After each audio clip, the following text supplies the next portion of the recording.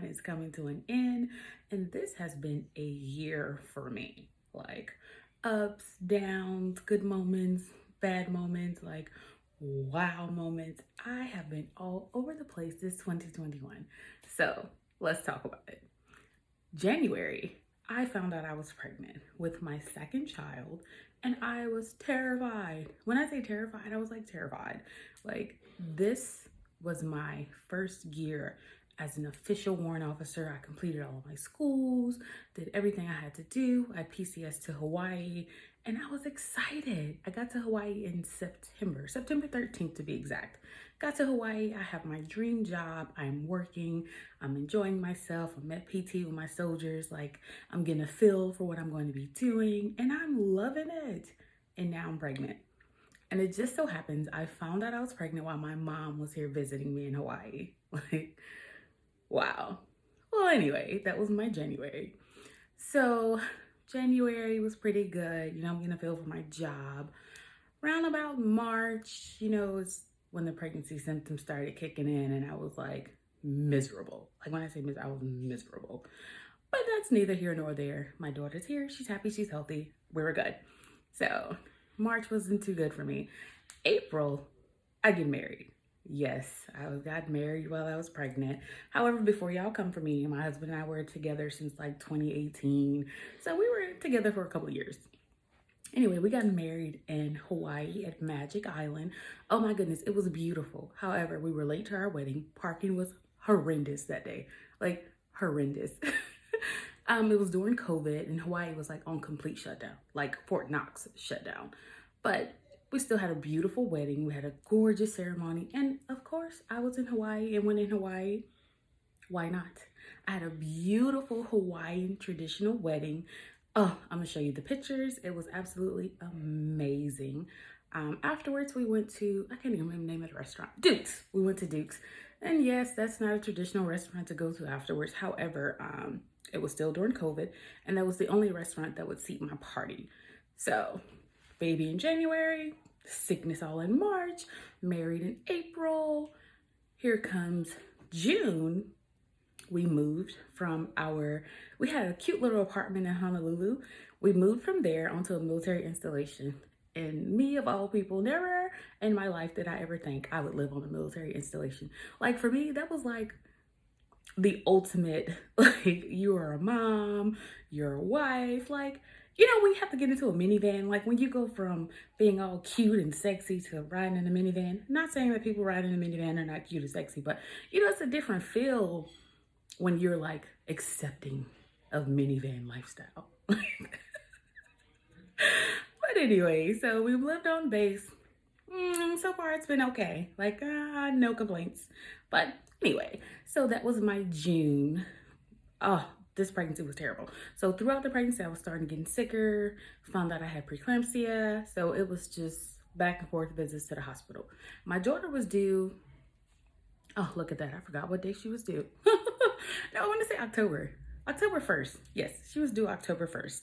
However, August come around and I went to work August 11th. I was planning everything at work. I'm not gonna lie, work was going swell. Although I was feeling like terrible every day, work-wise, I was on it. When I tell you the projects that I put out came to standard for the division, like I was the it girl, okay? Like, I ain't never asked to be the it girl. But yes, I was the it girl. So I was killing it at work.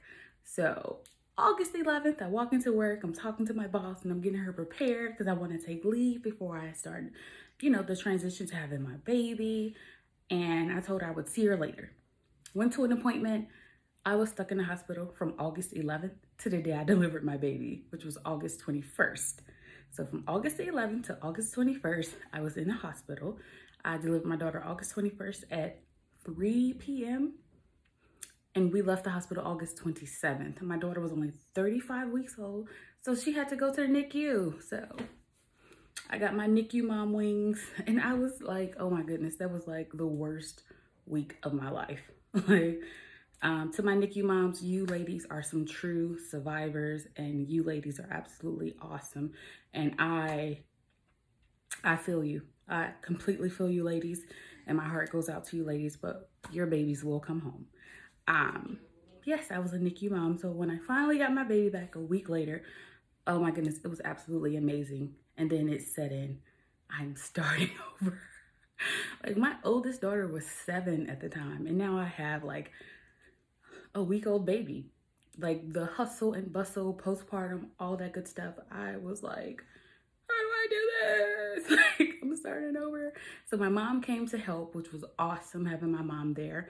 So my mom was there from August to about September. From about mid-September, October to about October, my mother-in-law came. So we have had help back to back to back. Like it's nice to have a good supportive system. We had family flying to Hawaii to just be there for my husband and I. Absolutely amazing, and we completely loved it. So that covers my January, March, June, August, September, October. No, we're gonna go with, yeah, let's go back to October. So October, I decided to take social media seriously. I was depressed. I had just had my baby. I didn't know what I was gonna do with my life. Of course, I was gonna still be in the military, but I wanted to talk to people, like to just see how many people were going through whatever I was going through, or just what was going on in the world and gauge the temperature. So I got on TikTok and I went from like 200 followers to like almost 8,000 in a couple of months. And it was awesome. Like, couldn't believe it. Like, what am I doing that's so interesting? Like, that people actually want to see what I'm doing. And I just kept going from there. And then, you know, we had Halloween. We didn't do anything for Halloween, but Halloween came around. Christmas was great. We didn't do anything for Christmas. Actually, we did. I'm sitting up here telling you guys a fib. So for Christmas, we went to Dave and Buster's. First, we went to the movies to go see the new Spider-Man movie. Completely underwhelmed. Like, completely underwhelmed. I should have went to go see Letters to Jordan or Jordan's Journal. One of those. Anyway. But I got a beautiful Christmas tree. I will definitely show you guys pictures of my Christmas tree because she was gorgeous. Anyway. Anyway, back to where I was. So, Christmas. So we went to go see Spider-Man, and then we went to the movies, and we went in matching pajamas. So good little family event. We had a blast. And afterwards, we went to the Honolulu City of Lights. Beautiful, beautiful, beautiful, beautiful. Just gorgeous. That basically is my year. Like, in what, 7 minutes and 48 seconds? That was my year. I had an amazing year. I'm looking forward to the new year. However, I have set new goals for this year, and I'm going to stick to my goals. I even got me an accountability journal to keep myself accountable because I want to stay on track this year. And I'm also starting a challenge. I plan on not spending any unnecessary money this year. Like when I say any, I mean any unnecessary money. I spent a lot of money this year. Like when I say a lot, like to the point where I was invited to Gucci store events, like private events. And I'm not saying myself, I was a little excited to be the only African-American person standing in the Gucci store because I was on the VIP list. However, I was thinking about why I was on the VIP list because I spent a lot of money in there. So they kind of like, yeah, you good, but you spending your money. And it was like, yeah, but I'm in the Gucci store. But yeah, you're in the Gucci store because you spending your money. Yeah, it was like one of those moments. So I have learned from that this year. And I am going on a financial fast. So I will not be spending any unnecessary money. So please check in, keep me accountable. Send me comments and be like, girl, have you spent any unnecessary money? That way I can stay accountable. But I too am challenging myself this year to be more disciplined and everything from drinking water to doing what I say I'm going to do and sticking to my principles. So this year I plan to be more disciplined. I plan to not spend any unnecessary money this year because I am on a financial cleanse this year. I'm going to do it. And if you know me, you guys don't know me yet, but for those of you that do know me, if I say I'm going to do something, I'm going to do it. So I am excited. I look forward to going on this journey with you all. Please help me stay accountable. If you plan on not spending any unnecessary money this year, please drop your name in the comment section and I'm going to reach out to you and make sure that you're still being accountable too. Okay, we're gonna be on this accountability train together, and let's ride it out. Like, the new year is coming. I'm so excited for the new year. So let's get into it.